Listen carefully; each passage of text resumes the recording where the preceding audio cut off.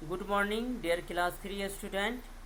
We are in English class and today I will learn English language.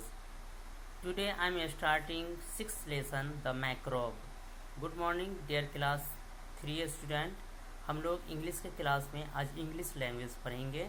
6th lesson आज हम लोग शुरू करते हैं जो कि है द माइक्रोब। इसको रीडिंग लगाएंगे, देखें साथ साथ आप लोग बुक को देखेंगे। The microbe is so very small, you cannot make him out at all. But many sanguine people hope to see him through a microscope. His jointed tongue that lies beneath 100 curious rows of teeth. His 7 tufted tails with lots of lovely pink and purple spots, on each of which a pattern stands, composed of 40 separate bands. His eyebrow of a tender green. All these have never yet been seen, but scientists who ought to know assure us that they must be so. Oh, let us never doubt what nobody is sure about. हम लोगों ने क्या पढ़ा, एक बार फिर से देखेंगे। The microbe is so very small. Microbe जो होता है वो कीड़ा जो होता है, कीटाणु, वो बहुत ही छोटे होते हैं। You can not make him out और एट ऑल। इतना छोटा होता है कि आप उसे बाहर नहीं निकाल सकते, आप उसे नहीं देख सकते। बट मेनी सैंगीन पीपल होप, लेकिन जो कुछ क्यूरियस पर्सन होते हैं, जिस होपफुल होते हैं, उम्मीदवार होते हैं, उन्हें उम्मीद होता है कि to see him through a microscope, वो जो है माइक्रोस्कोप के ज़रिए देखने की उम्मीद लगाए रखते हैं। हिज ज्वाइंटेड टंग डेट लाइज बीनीथ, उसकी जवान जुड़ी जॉइंटेड टंग होता है, उससे वो सांस लेता है। And 100 curious row of teeth, और इसमें जो है सैकड़ों दांत होते हैं इसको।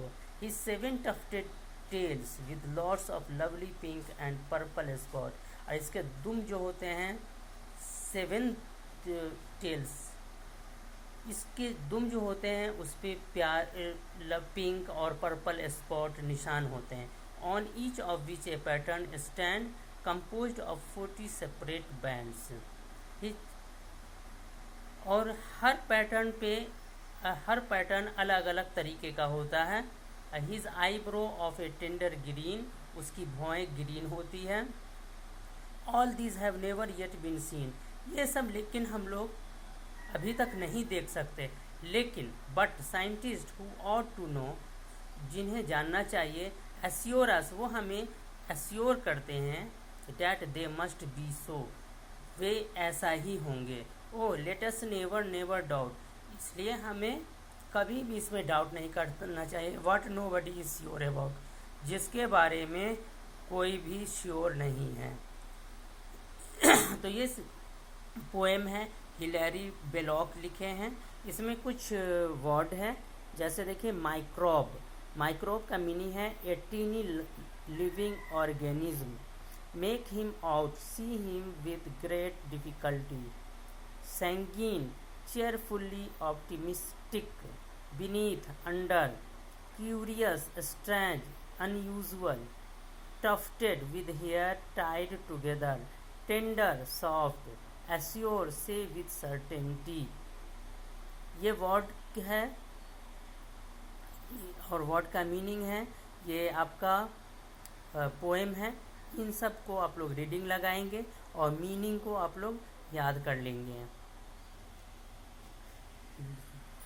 तो हम लोगों ने आज माइक्रोब के बारे में पढ़ा कि माइक्रोब क्या है, एक बहुत ही छोटा है जिसे हम बहुत मुश्किल से देख पाते हैं।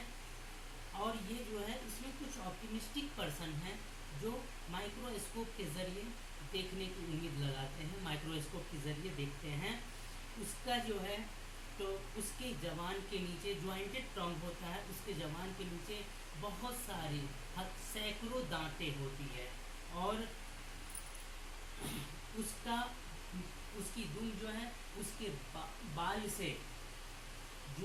से जो है जुड़ा हुआ होता है, और उसके ऊपर पिंक और पर्पल कलर के स्पॉट होते हैं।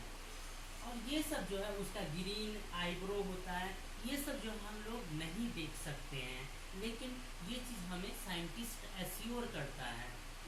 इसलिए हमें उनकी बातों पर यकीन करना चाहिए कि ऐसा है, बट हमें ऐसी बातों पर कभी भी डाउट नहीं करना चाहिए जिसके बारे में हम कुछ श्योर ही नहीं है।